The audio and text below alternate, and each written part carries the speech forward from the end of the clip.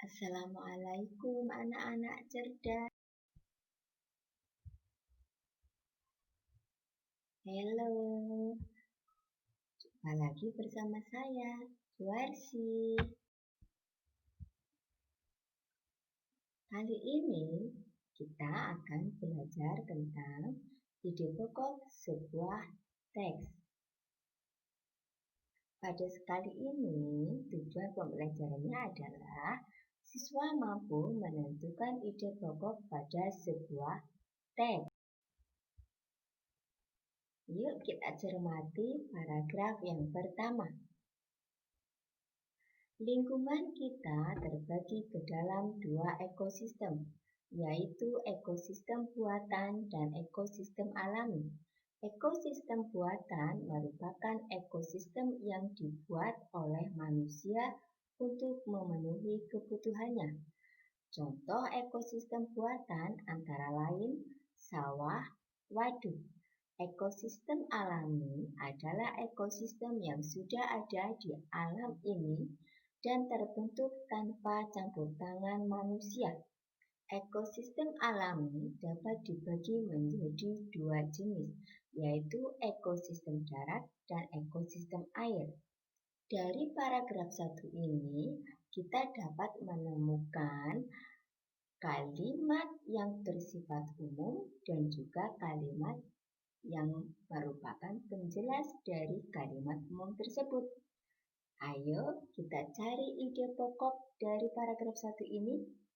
Ya, ide pokok adalah sebuah kalimat yang masih bersifat umum.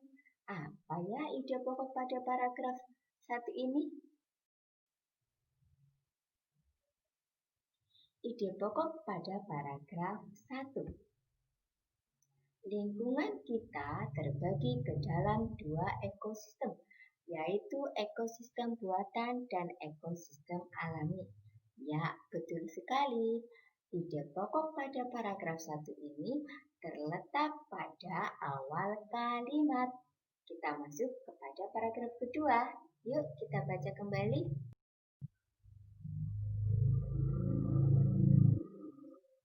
Paragraf kedua. Konsumen tingkat 1 pada ekosistem padang rumput merupakan hewan herbivora atau pemakan tumbuhan. Makanan yang dimakan hewan tersebut akan diubah ke dalam bentuk energi untuk melakukan aktivitas dan bereproduksi. Contoh konsumen tingkat 1 yang ada dalam ekosistem padang rumput adalah belalang. Nah, pada paragraf kedua ini, kalimat berapa ya yang masih bersifat umum? Yuk kita lihat. Pada kalimat berapakah ide pokok pada paragraf kedua? Ide pokok pada paragraf kedua, ya, konsumen tingkat 1 yang ada dalam ekosistem padang rumput adalah belalang. Betul sekali. Ide pokok pada paragraf kedua terletak pada akhir kalimat. Kita lanjut kepada contoh paragraf yang ketiga ya anak-anak yang cerdas. Paragraf ketiga. Yuk dicermati paragraf ketiga.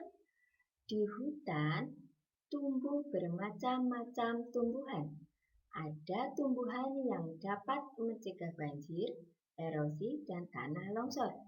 Hewan-hewan juga dapat hidup bebas di hutan. Kita juga dapat memanfaatkan hutan sebagai tempat wisata.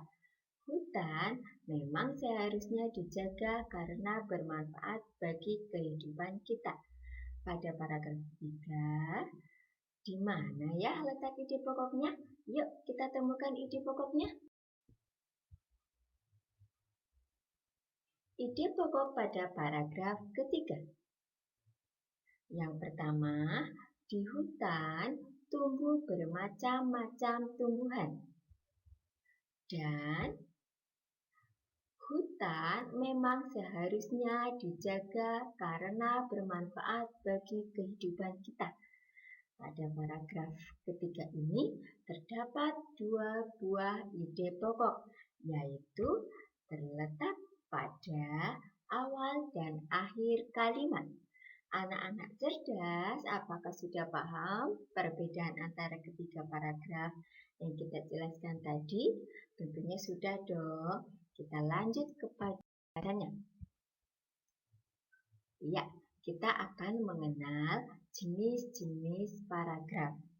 Pada paragraf pertama, yang sudah kalian dengarkan tadi, merupakan paragraf deduktif, di mana kalimat utamanya di awal paragraf.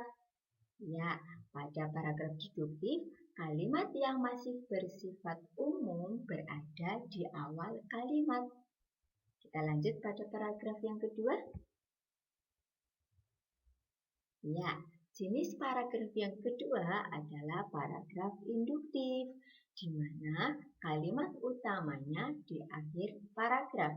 Jadi, pada jenis paragraf induktif, kalimat yang bersifat umum berada di akhir kalimat. Dan yang lain merupakan kalimat penjelasnya. Kita masuk kepada jenis paragraf yang ketiga. Jenis paragraf yang ketiga adalah paragraf campuran. Ya, kita dapat menemukannya di contoh paragraf ketiga tadi ya anak-anak cerdas. Paragraf campuran adalah paragraf yang kalimat utamanya di awal dan di akhir paragraf. Terima kasih, sampai berjumpa lagi. Wassalamualaikum warahmatullahi wabarakatuh.